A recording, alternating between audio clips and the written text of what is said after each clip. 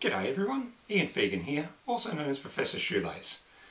Now my last video was about shoe shop lacing, but a method that you're actually more likely to see in shoe shops is something that I call display shoelacing.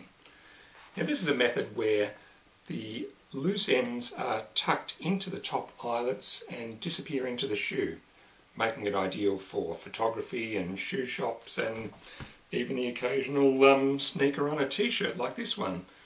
The end result just looks a lot neater. Anyway, let's start by looking at that on my Ian Shoelace site. Just scroll up to the diagram, and if I animate that, you can see it begins with the lace running straight across the bottom and in through the bottom eyelets. At each eyelet pair the ends are crossed and fed into the eyelets, such that at the top of the shoe the ends can be tucked in. Now, let's look at that on a real shoe. I've started with the ends feeding in through the bottom eyelets, and we begin by crossing the ends and feeding into the next higher eyelets.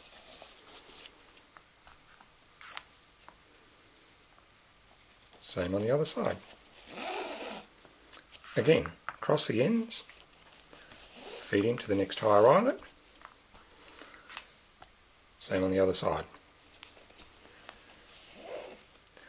Now, although this method is mainly meant for display purposes, most people wouldn't actually wear their shoes that way, I believe that some Canadian ice hockey players actually do wear their shoes this way because the lacing apparently helps with getting the ice skates really super tight. Now, just about finished. At the top of the shoe, you can see we now feed into the top eyelet, tuck in the end, and the other side, feed in and tuck in the end. And that's the finished result, display shoe lacing. Now, if we compare this to regular crisscross lacing, you'll see it's actually an exact inside-out version of crisscross lacing.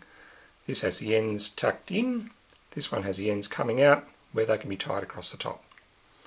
So that's it, that's display shoe lacing. Hope you enjoyed it, and if you want more information, instructions, diagrams, animations, you name it, you can go to Ian's Shoelace site.